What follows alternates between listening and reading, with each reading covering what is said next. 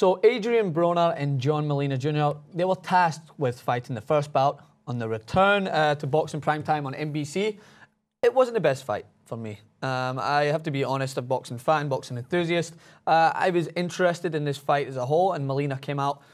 He looked kind of exciting. He tried to land a few punches and looked as if he maybe rattled Broner with one good right hand. But then Broner just seemed to just power through him. Like, listen to these stats really quick. 502 punches thrown for Broner, 219 landed. 249 punches thrown from Molina, 54 landed. How do you expect to win a fight landing 54 punches? You can't. You can't win it. You can't win a fight landing, throwing 250 punches. I mean, here's the thing. This is Molina, who's on the back end of 3 out of 5 losses, and now 4 out of 6. Yeah. He has yet to really prove why he should be on primetime boxing. And the one thing that's unfortunate for this, in regards to the PBC, they're calling it the Premier Boxing Championship on NBC. Is that first fight, and this was Molina versus Broner, did not entertain. And for boxing me back on prime time, and we're going to get to Thurman versus Guerrero later, and that did entertain, so I want to make sure we leave on that note. But Molina, desperate. He looked desperate at times. Yeah. Swinging for the fences. And I know, Joaquin, you want to talk a little bit about, too, about how he was telegraphing, which is 1,000% true. But Broner, you know, he toned it down so much for this fight. Here's a guy who shimmies across the ring. Yeah. Here's a guy who's very cocky. He almost has a little bit of Roy Jones Jr. in him. Not nearly the fighter Roy Jones Jr. He'll never be that. Yeah. But he has that cockiness in him that people do like seeing, and he did not bring that to the ring, and that's very unfortunate. I thought Molina really didn't give a good account of himself. I mean, well, we saw what weapons he has in his arsenal. He doesn't have much, right? He had a big looping right that he threw and was telegraphed. You could see it all day coming, but yet he was still hitting Broner on occasion. You know, he had a good round in round 3. He landed a few big shots. I think that was a consensus. What the commentators said, they believed he won that round. It kind of got us excited, right? That was the one point in the fight, like, all right, maybe it's going to be something good. He's landing a few big shots, but he didn't show us much of anything else. Didn't establish a jab, didn't go to the body, didn't do much of anything. But what really disappointed me was that Broner didn't do much. No. You know, Broner was hitting with a few shots, but we didn't see him putting together good combinations. He wasn't attacking the body. You know, he didn't do much to display anything. You know, later in the rounds, he did go into some of those antics, but it was just show pony tricks. It seemed like he was trying to get a jab combo in the first 2-3 rounds, and then he veered away from it and didn't come back to it until round 10-11. Yeah. The fact that the fight, like as we've mentioned before, Broner doesn't have knockout power. Yeah.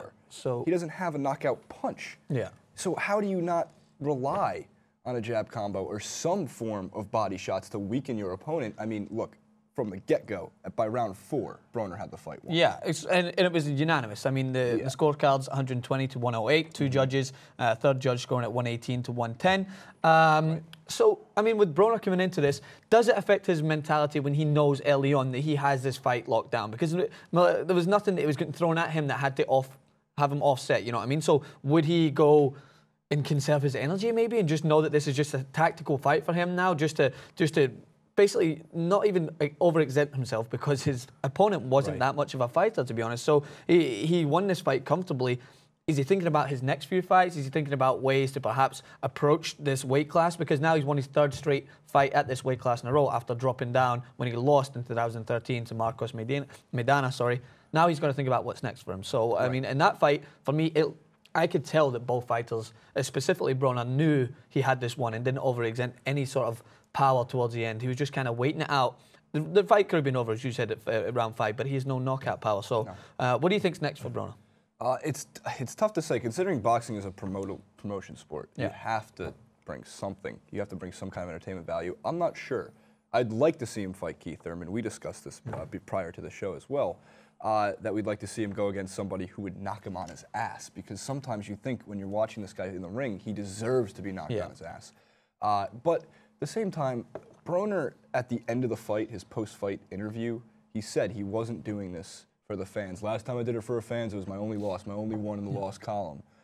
You think NBC was shaking when he said that, just for the sake that this is the first time boxing is back on national television in prime time? It did get 3.13 million viewers, which is a good sign for boxing. That is a good number. I mean, I think the big problem with him is that, like you said, this is the first time on network TV. We need to see him put on a show. He has to prove to us why he deserves to be on TV.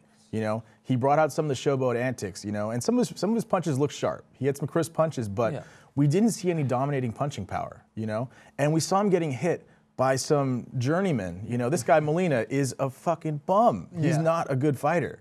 He came out there and he's getting hit with these shots, you know. The only other fight that I've seen him fight was against Maidana. That's the only time he's fought against someone really legit. And Maidana knocked him on his ass twice. Yes.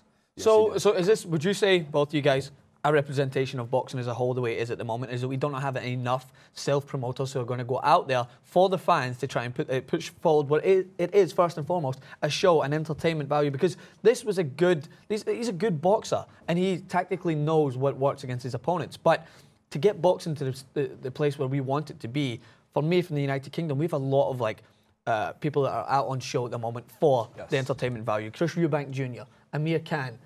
And sometimes it goes against them. Sometimes they leave themselves open to jabs. Like Amir Khan has been called the guy with the glass chin. He's entertaining to watch. Is that what we need more of? We need more entertainment, absolutely. Again, boxing is not dead if you're a fan of boxing. If you like the sport, if you find entertainment in the sport.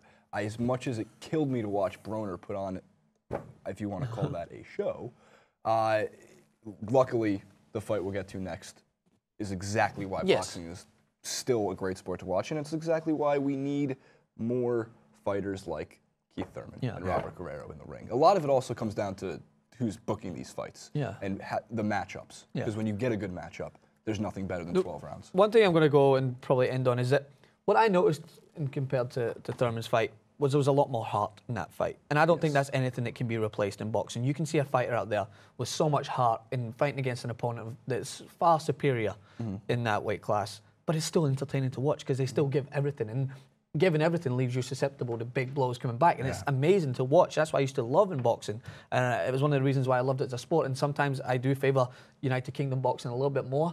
Like when you've seen it's more competitive. Yeah, when you see Carl Froch fight, like he's there for the fans. He's there for his heart because he loves the sport and he loves to put on a show and go forward with that talented mentality and not want to leave himself open too much. But in this fight, I just felt that neither lacked heart. Like Molina, if you're throwing 250 punches and landing 53, you're not in it to win. That's the part I wanted to make too. As well, Molina, I think it was round 8. He landed 3 punches. Yeah, that was sad. 3 in a round. You're a professional fighter. 3. I think it's on Broner to take it to him there though, you know, because at that point, or in the 8th or 9th round, he should have been putting that fight away, you know. He was clearly overmatched. Molina didn't have anything to answer. The big problem for him is that he doesn't have the tools to come back with anything. He didn't have a left hand. He didn't have a jab. All he had was that right. I don't think he knew what a counter was. He had nothing. He had no answer. And the thing is, though, he'd get hit with Broner's biggest shot, and it would stop him, but it never phased him. There was not one point in that fight where you saw where he looked hurt. Which is big to me because he lands these crisp punches. There's no wear and tear on either of these guys. And you know, Broner's a poor man's Mayweather. You know. All the flash without the skill. Very poor man. Very poor. None of the defensive skills. He's getting hit. Like, Mayweather would never get hit by any of these shots. No, Mayweather's defensive. Yeah, because Mayweather's defensive, the way that he can counter someone's punches and use it against them, his defensive capabilities, is entertaining to watch. And I would love to watch someone like that. Like, people, I don't know how I'm going to go back to Chelsea here, but so, like, people like, they're so defensive that it's still entertaining to watch, though, because they're so defensively structured, and it's amazing to watch how they counter-attack teams. I wouldn't like, when someone told me about boxing before, I wouldn't like to watch it so much if someone was just defensive but didn't have anything to give back. Mayweather knows how to use his opponent's strengths. The thing with Mayweather is when you're watching Mayweather fight, you're watching one of the greatest fighters to ever exist. And if you don't at least appreciate that, it's like the people who say the San Antonio Spurs. If you don't like watching the Spurs, it's very plain and simple. You either don't understand why basketball is a beautiful sport or you're just not that big of a fan. I think Broner could be useful in a big fight.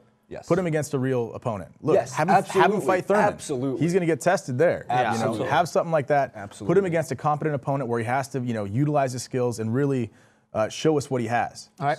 All right, well, there you have it. Rounded up. We'll be talking about Keith Thurman and Guerrero. A much better fight, believe me. So we'll be talking about that next. Make sure to stay tuned. Leave your comments in the section below from me, Joaquin, and Jason. Stay tuned for more boxing coverage here on TYT.